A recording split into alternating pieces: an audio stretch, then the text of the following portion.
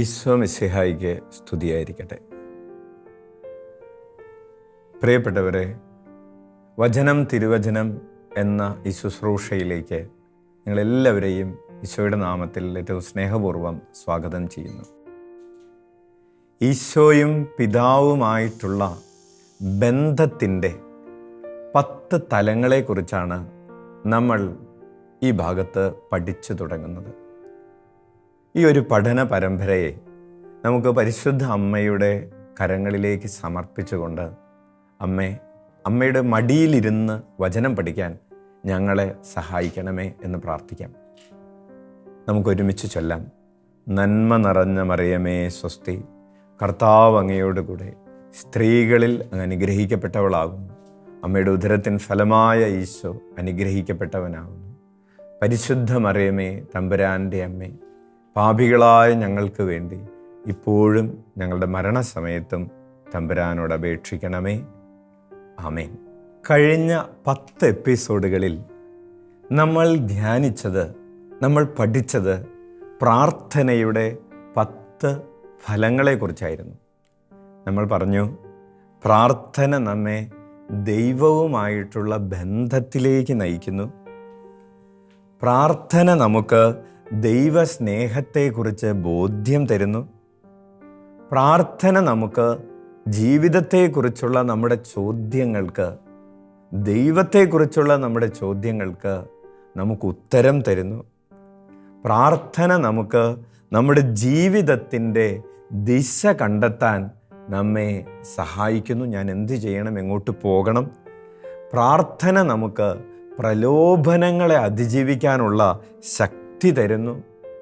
പ്രാർത്ഥന നമ്മുടെ ഇഷ്ടത്തെ ദൈവഹിതവുമായി യോജിപ്പിക്കാനുള്ള കൃപ തരുന്നു.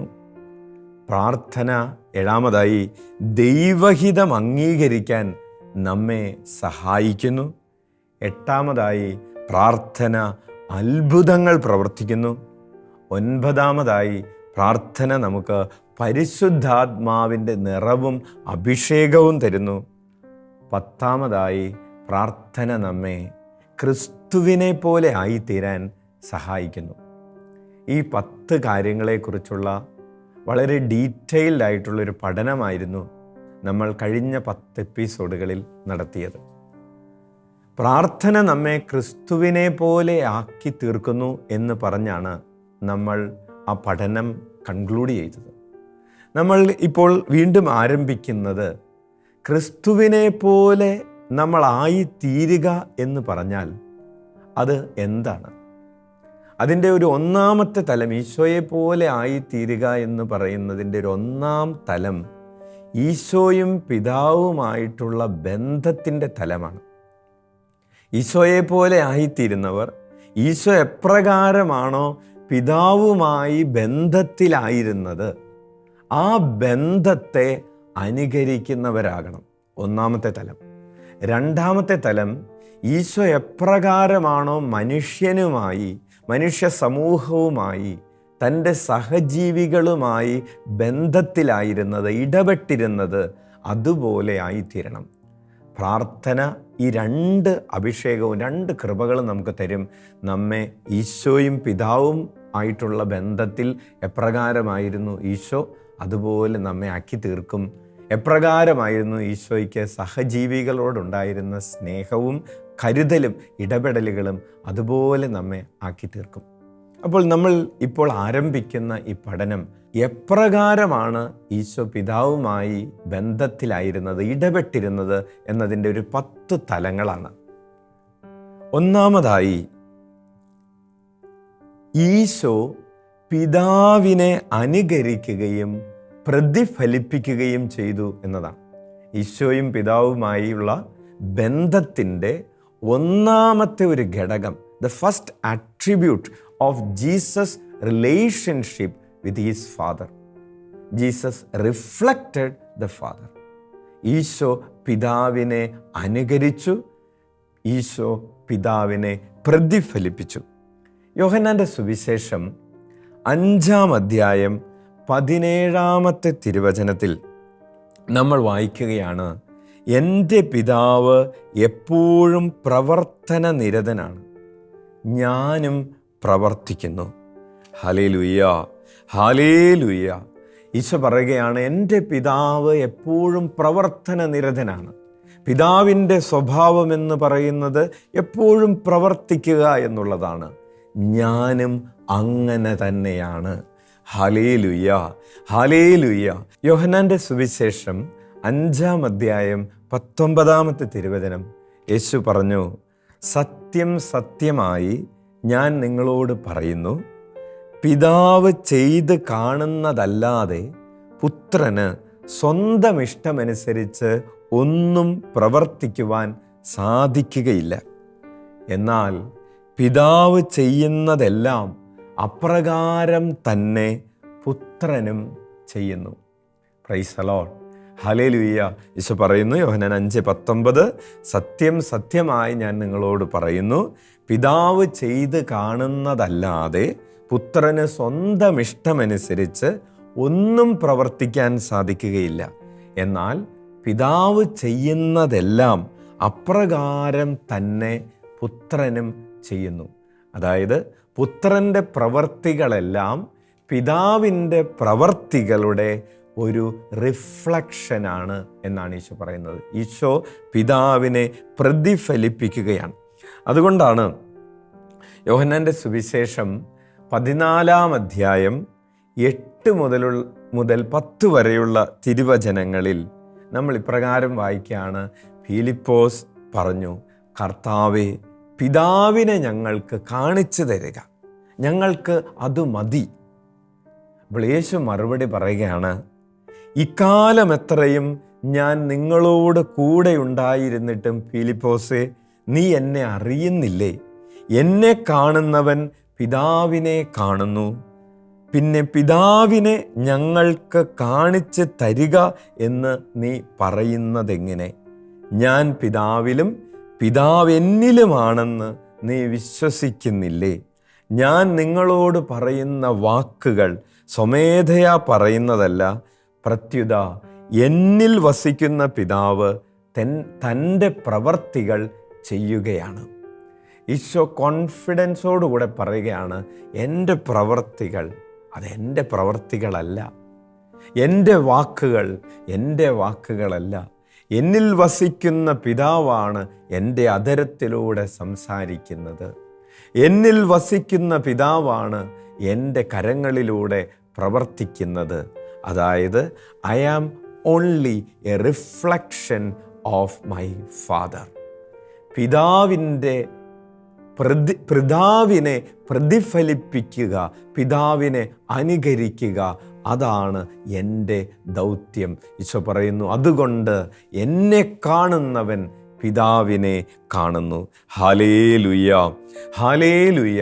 അപ്പോൾ ഈശോയുടെ ഈ സ്വഭാവം, ഈശോയും പിതാവുമായിട്ടുള്ള ഈ ബന്ധം എപ്രകാരമാണ് ഈശോയിൽ വിശ്വസിക്കുന്നവർ അനുകരിക്കേണ്ടത്? പ്രിയപ്പെട്ടവരെ, ഈശോയ്ക്ക് പിതാവുമായി എപ്രകാരമാണോ ബന്ധമുണ്ടായിരുന്നത്, അതുപോലെ നമുക്ക് ഈശോയുമായി ബന്ധമുണ്ടാകണമെന്ന് നമ്മൾ നമ്മുടെ വാക്കുകളിലും പ്രവൃത്തികളിലും ഈശോയെ അനുകരിക്കണമെന്ന് ഈശോ ആഗ്രഹിക്കുന്നു. യോഹന്നാൻ്റെ സുവിശേഷം 13-ാം അധ്യായം 15-ാമത്തെ തിരുവചനം, അതിൻ്റെ കോണ്ടസ്റ്റ് ഇങ്ങനെയാണ്. ഈശോ അന്ത്യത്താഴവേളയിൽ ശിഷ്യരുടെ മുൻപിൽ മുട്ടുകുത്തി അവരുടെ പാദങ്ങൾ കഴുകിയതിന് ശേഷം ഈശോ അവരെ പഠിപ്പിക്കുന്ന ഒരു സാഹചര്യമാണ്. ഈശോ അവരോട് പറഞ്ഞു, ഞാൻ നിങ്ങൾക്ക് ചെയ്തതുപോലെ നിങ്ങളും ചെയ്യേണ്ടതിന് ഞാൻ നിങ്ങൾക്കൊരു മാതൃക നൽകിയിരിക്കുന്നു. ആവർത്തിക്കാം. യോഹന്നാൻ 13:15, ഞാൻ നിങ്ങൾക്ക് ചെയ്തതുപോലെ നിങ്ങളും ചെയ്യേണ്ടതിന് ഞാൻ നിങ്ങൾക്കൊരു മാതൃക നൽകിയിരിക്കുന്നു. അതായത് ഈശോയുടെ ആഗ്രഹം ഇങ്ങനെയാണ്, ഈശോയുടെ പ്രവർത്തികൾ റിപ്പീറ്റ് ചെയ്യുന്നവരായി ശിഷ്യന്മാർ മാറണം.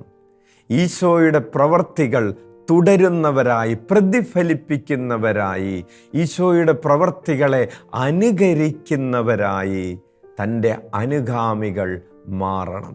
അവർ വെറുതെ പിന്തുടരുന്നവരല്ല, ഗുരുവിനെ അനുകരിക്കുന്നവരാകണം.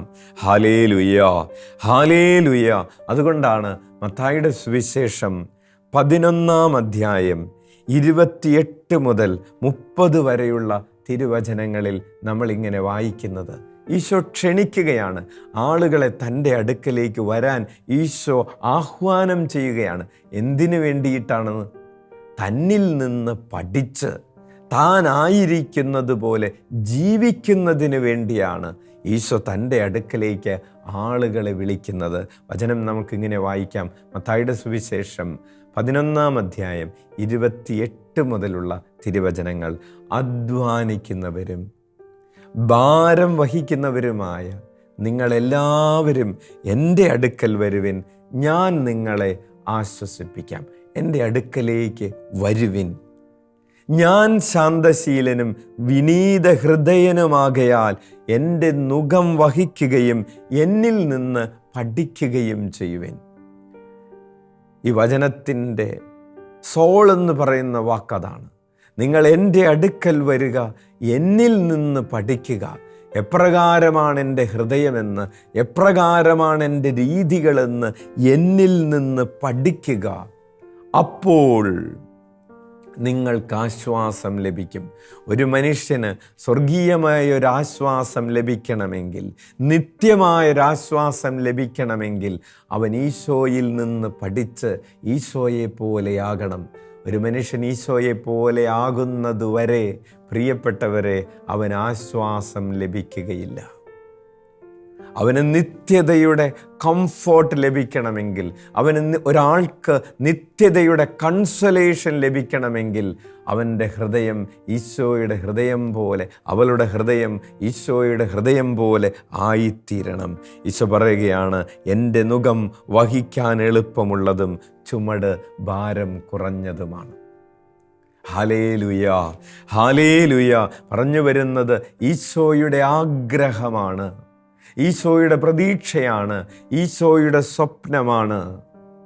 നമ്മൾ ഈശോയിൽ നിന്ന് പഠിച്ച് ഈശോയെ പോലെ ആയിത്തീരുക എന്നത്. Hallelujah, hallelujah. മത്തായിയുടെ സുവിശേഷം 20-ാം അധ്യായം 25 മുതൽ 28 വരെയുള്ള തിരുവചനങ്ങൾ. ഈശോയുടെ അടുത്ത് സെബദീപുത്രന്മാരുടെ അമ്മ വന്ന് സെബദീപുത്രന്മാർക്ക് വേണ്ടി, തൻ്റെ മക്കൾക്ക് വേണ്ടി ഇടത്തും വലതും ഇരിക്കാനുള്ള അവകാശം ചോദിക്കുന്ന സന്ദർഭമാണ്.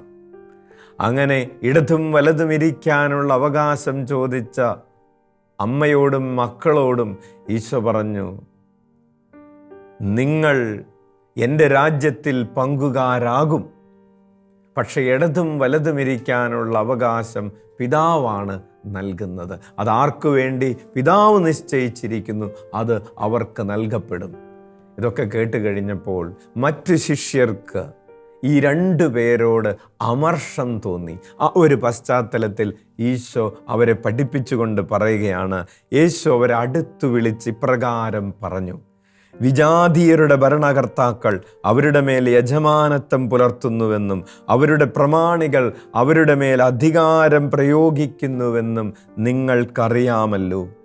എന്നാൽ നിങ്ങളുടെ ഇടയിൽ അങ്ങനെയാകരുത്.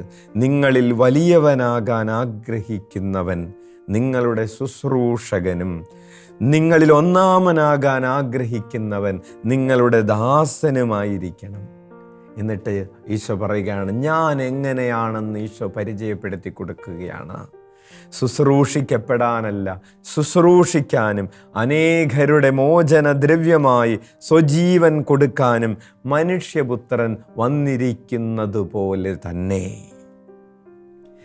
ഈശോയുടെ ജീവിതം എപ്രകാരമായിരിക്കുന്നുവോ അതുപോലെ ആയിരിക്കണം ഈശോയെ അനുകരിക്കുന്നവരുടെ ജീവിതവുമെന്ന്. ഞാൻ ഒന്നാമനാകാൻ പരിശ്രമിക്കുന്നില്ല, ഞാൻ യജമാനനാകാൻ പരിശ്രമിക്കുന്നില്ല. പകരം ഞാൻ ചെയ്യുന്നത് ശുശ്രൂഷിക്കാനാണ്, ദാസനായി തീരാനാണ്.